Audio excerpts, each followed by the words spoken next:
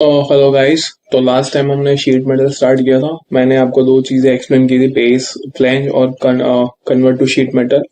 और उसके बाद हम लोगों ने एज फ्लैंज भी देखा था। ठीक है, मैं फिर से एक स्केच यहाँ पे ड्रॉ करके।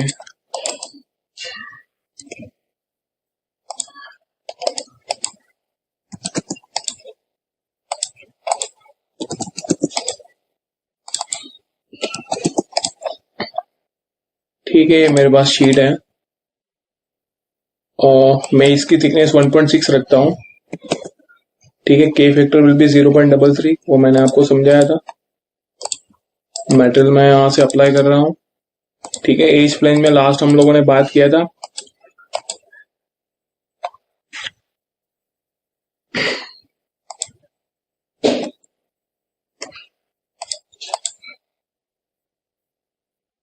ठीक है, मैंने आपको यहाँ पे बोला था कि भाई आपको यहाँ पे ट्रिम साइड बैंड्स यहाँ पे ऑन रखना है।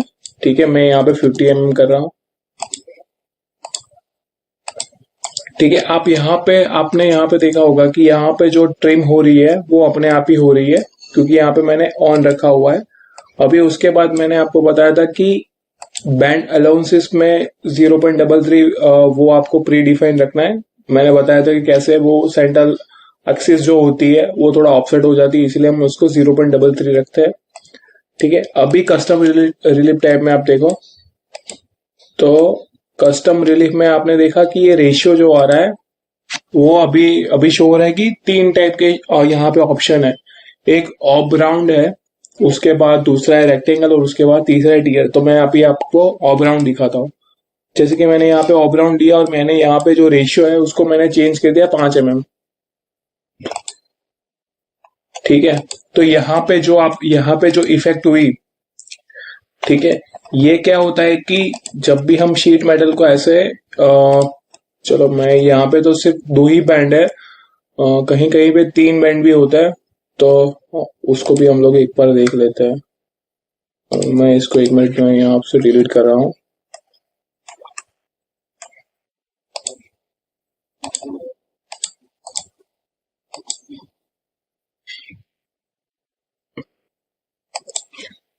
यहाँ पर मैं 30 mm ले रहा हूँ। ठीक है, उसके बाद यहाँ से भी एक दूसरा बैंड में मैं करता हूँ। ठीक है, यहाँ से और यहाँ से इस तरह से। ठीक है, इसको मैं 20 mm रख रहा हूँ ये बैंड को। ठीक है ना, तो यहाँ पे आपने देखा यहाँ पे जो शेप जनरेट हो रहा है, यहाँ पे जो शेप जनरेट हो रहा है, तो वो ऑटो रिलीफ का मतलब वही है कि वहां से एक तो ट्रिम ट्रिम को आपको सिलेक्ट करना है सबसे पहले। उसके बाद यहाँ पे टाइप सिलेक्ट करना है। जैसे कि मैं रेक्टेंगल कर रहा हूँ, मेरे को रेशियो जो चाहिए वो 5 mm चाहिए। तो यहाँ पे आप जैसे यहाँ पे आप चेक करोगे ना तो यहाँ पे दिखेगा। ठीक है, यहाँ पे वो जो इफेक्ट है वो दिख रही है आपको। ठीक है, रेक्टेंगल में दिख रही है। टीयर, ये टीयर टीयर का कुछ थोड़ा सा अलग रहेगा। ठीक है, टीयर में दो ऑप्शन है। तो वो जो भी चेंजेस होगा ट्रिम साइड बैंड्स के अंदर, वो यहां से वो चेंज होगा। ठीक है, तो ये था ऑटो रिलीफ का ऑप्शन।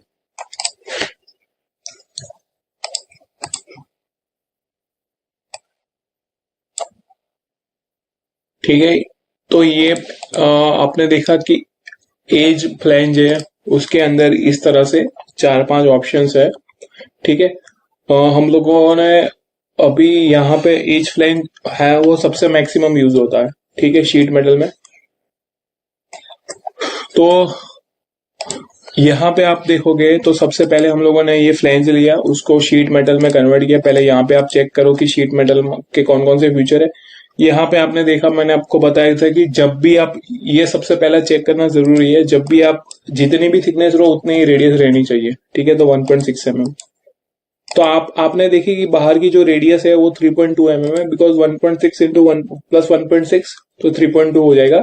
अंदर की जो रेडियस रहेगी दैट विल बी 1.6 mm। तो यहाँ पे आपको दिख रही है कि ये रेडियस है वो 1.6 mm है। ठीक है, तो इस तरह से ये शीट मेटल में ये फ्यूचर आप डिफाइन कर सकते हो।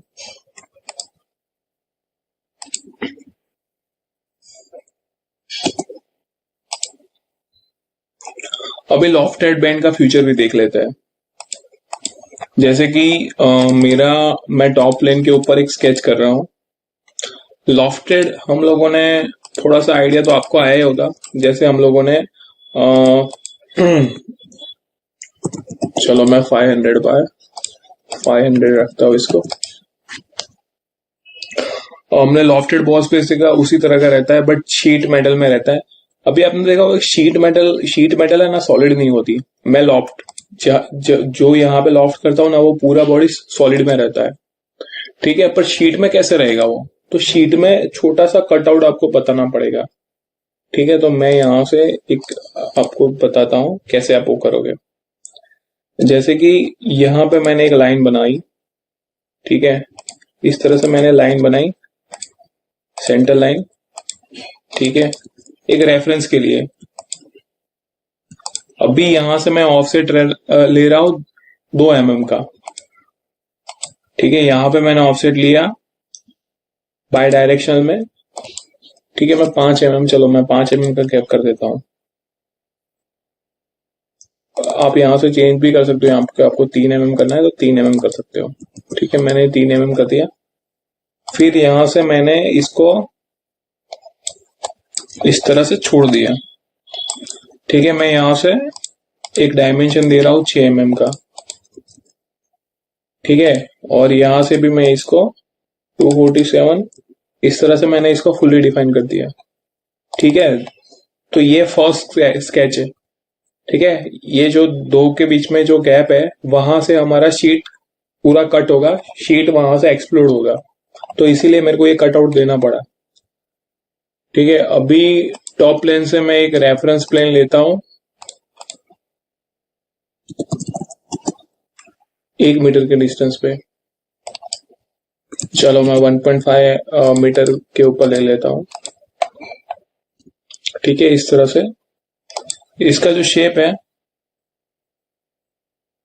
मैं इस तरह से यहाँ पे इसके सेंटर में ही ये वाली चीज मैं यहाँ पे ड्रॉ करता हूं।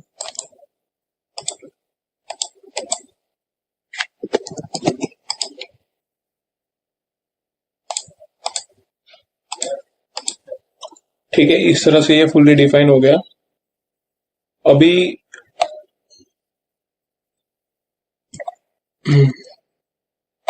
एक्चुअली इसका जो सेंटर है और इसका जो सेंटर है वो मैच नहीं हो रहा अभी, तो आपको क्या करना पड़ेगा, तो जब भी आप इसको मूव करते हो इस तरह से, ठीक है, यहाँ पे एक रेफरेंस लाइन जनरेट कर दो।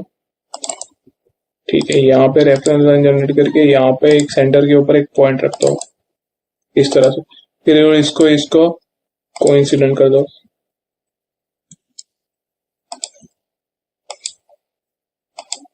ठीक है, इस तरह से। तो अभी ये सेंटर में आ गया पूरा। ठीक है, तो आपने जो सबसे पहले कटआउट मारा था 6 mm का यहाँ पे, उसी तरह यहाँ पे कटआउट करना है आपको। जैसे कि यहाँ पे मैंने किया, मैं यहाँ पे 6 mm ले रहा हूँ। ठीक है, बाकी का स्केच मैं यहाँ से डिलीट कर रहा हूँ ट्रिम से। ठीक है, मैंने इसको डिलीट कर दिया। मैं यहाँ से सीधा फुल्ली डिफाइन कर रहा हूँ। ठीक है, ये पूरा फुल्ली डिफाइन हो गया। 6 mm का जो गैप है वो यहाँ पे हमको मिल रहा है। ठीक है, इस तरह से। फिर मैं यहाँ पे एस्केप कर दिया। ठीक है, अभी मेरे को शीट मेटल में जाके लॉफ्टेड बैंड का कमांड देना है ये। तो हेलो गाइस, मैंने जब भी ये वाला लॉफ्ट करने का ट्राई किया, यानी कि ऊपर की जो फेस थी उसका राउंड शेप था, तो कभी कभी क्या है कि लॉफ्टेड बैंड में जो शीट मेटल का कर्व जनरेट होना चाहिए वो नहीं हो सकता, तो कभी कभी प्रोफाइल नहीं बन पाती। तो इसीलिए मैं अभी यहाँ पे एक सर पहले मैं वो उस टाइप की भी एक प्रोफाइल में बनाऊंगा, बट अभी के लिए मैं एक दूसरी प्रोफाइल यहाँ पे बना रहा हूँ। बिकॉज ऑफ यहाँ के जो डायमेंशन है वो बहुत छोटे होते हैं, तो कभी कभी वो शेप जनरेट नहीं हो पाता।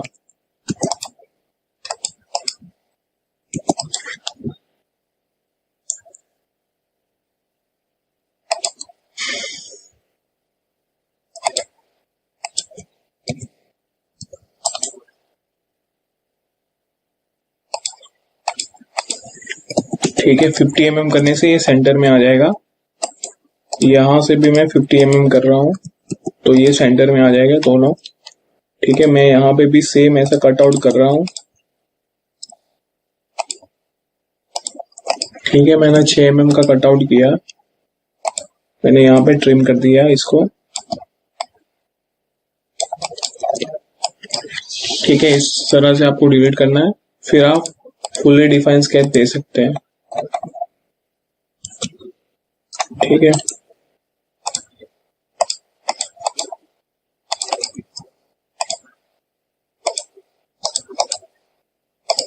ठीक है, ये फुल्ली डिफाइन हो गया। अभी एस्केप करो।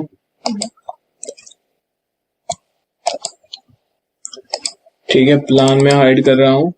ठीक है, ये 2 स्केच में रख रहा हूँ। शीट मेटल में जाओ, लॉफ्ट वेंट के ऊपर क्लिक कर रहा हूँ। अभी इसमें क्या है कि इसकी जो आउटर रेडियस अभी आप देख रहे हो ना, तो ये पूरा कॉर्नर है।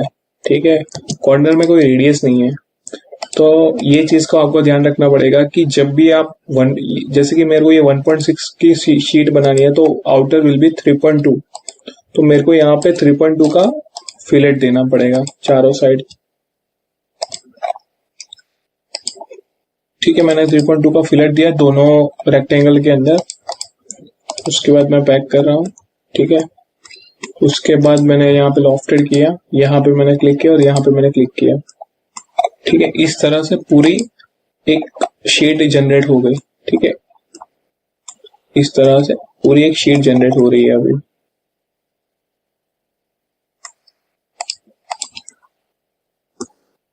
ठीक है, इसमें कौन कौन से ऑप्शंस हैं? तो एक तो ये चौड़ है। ठीक है, ये पूरा बना वो चौड़ है। फिर नंबर ऑफ बैंड्स है। ठीक है, यहाँ पे जो बैंड्स है उसको आप इंक्रीज कर सकते हो। ठीक है, उसकी वैल्यू फैसेट वैल्यू होती है, उसको आप इंक्रीज कर सकते हो। सॉरी, मैं 5 रख रहा हूं, तो यहाँ पे जो वैल्यूज है ये वाली वैल्यू 1 2 3 4 5, उस हिसाब से फैसेट वैल्यू इंक्रीज होती है। ठीक है, मैं यहाँ पे 3 कर रहा हूं तो ये डिक्रीज हो गई। तो जो जहां पे रेडियस बनती है ना, वहां पे एक फैसेट बनता है, तो वो वैल्यू आप यहाँ से कर सकते हो। ठीक है, चौड़ टॉलरेंस में भी आप डाल सकते हो, चौड़ टॉलरेंस में भी आप डाल सकते हो, नंबर ऑफ बैंड्स में भी आप डाल सकते हो। ठीक है, सेगमेंट लेंथ उसमें भी आप डाल सकते हो, एंगल में भी आप अपने हिसाब से वो चेंज कर सकते हो।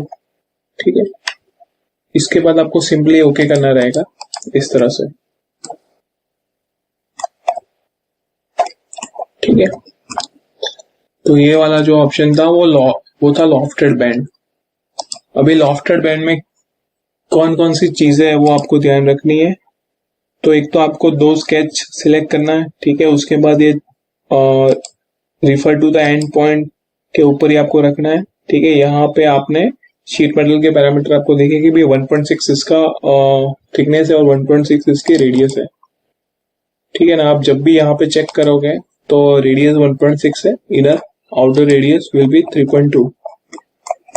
ठीक है, तो एक ऑप्शन जो मैंने अभी आपको नहीं बताया वो था फ्लैट पैटर्न। ठीक है, तो फ्लैट पैटर्न क्या है? तो फ्लैट पैटर्न के अंदर यहाँ पे आप क्लिक करोगे तो फ्लैट पैटर्न आपको दिखेगी।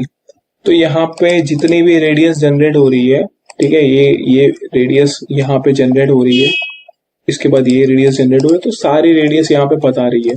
ठीक है, जब भी आप इसको अनसरप्रेस करोगे, यहाँ पे फ्लैट पैटर्न है, इसको अनसरप्रेस करोगे, ठीक है, इस तरह से, तो पूरी शीट जब भी वो फैब्रिकेटर होगा तो इस तरह से वो शीट कट करेगा। ठीक है, शीट कट करके ये सारी लाइन्स है उसको हम बेंडिंग लाइन्स बोलेंगे।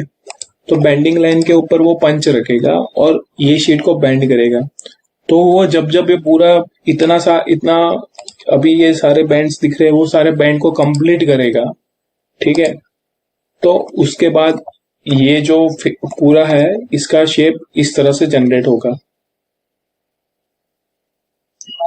ठीक है, तो फिर ये वाली जो शीट रहेगी वो इस तरह से वो जनरेट होगी। ठीक है, राउंड शेप जब भी मैंने बनाया था तो वो राउंड शेप की एक तो रेडियस कम थी, डायमीटर कम था, और उसमें क्या था कि यहाँ पे जो बैंड बनता है वो राउंड और जो वो था उसका मैच नहीं हो रहा था। ऐसा नहीं हो कि हर बार ऐसा होता है कि हर बार मैच नहीं होता, बट जियोमेट्रिक्स की कंडीशन उसके ऊपर मैटर करती है। कभी कभी that is unpossible to bend this, और उसको फ्लैट पैटर्न करना मुश्किल होता है या फ्लैट पैटर्न नहीं हो सकती, तो अपने आप एरर हो जाती है। कभी कभी आपके साथ भी ऐसा होगा कि आपको लगता है कि ये हो जाती है, बट एक्चुअल में जब आप इसको स्केच करोगे और उसको ड्रॉ करोगे तब नहीं होती।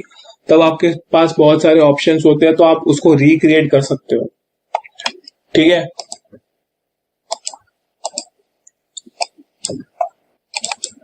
आप यहाँ पे सीधा क्लिक करके आप इसके वैल्यूज आपको चेंज करनी है, तो आप यहाँ से ये चेंज कर सकते हो इसके वैल्यूज। ठीक है,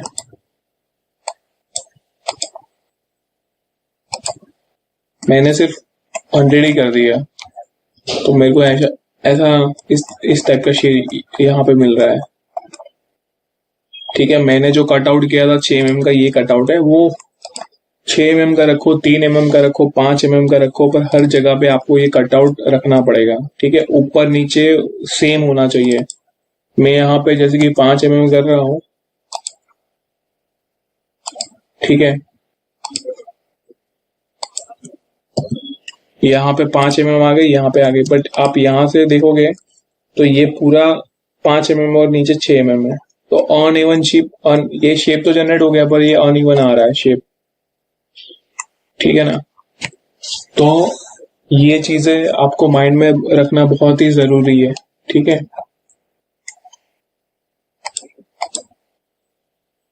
एसेट वैल्यू आप जितना कम रखोगे उतने आपके जो, ठीक है, आपको बैंड कम करने पड़ेंगे वहां पे।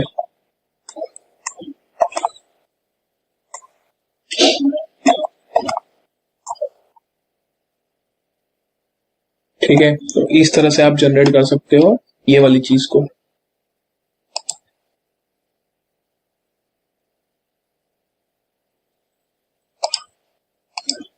अभी मैं डिलीट कर रहा हूं। अभी हम लोग एक बार फिर से एक राउंड और एक रेक्टेंगल का देख लेते हैं। ठीक है, तो अभी आपको क्लियर आइडिया आ जाएगा। उसमें मेन चीज क्या है कि द फैसेट वैल्यू, तो फैसेट वैल्यू आपने कम रखी है ना, उसके वजह से वो जनरेट नहीं हो पा रही। या दूसरी चीज होती है कि उसकी रेडियस और उसका डायमीटर बहुत कम होता है, तो उस तरह से वो जियोमेट्री भी बहुत डिफरेंसेस होता है, तो वो जनरेट नहीं हो पाती। ठीक है, तो हम एक नेक्स्ट लेक्चर में हम लोग एक बार वो एक राउंड और एक रेक्टेंगल का भी करके देख लेते हैं। ठीक है, तो आज के लिए गाइस इतना ही। नेक्स्ट लेक्चर में हम लोग मिलते हैं गाइस।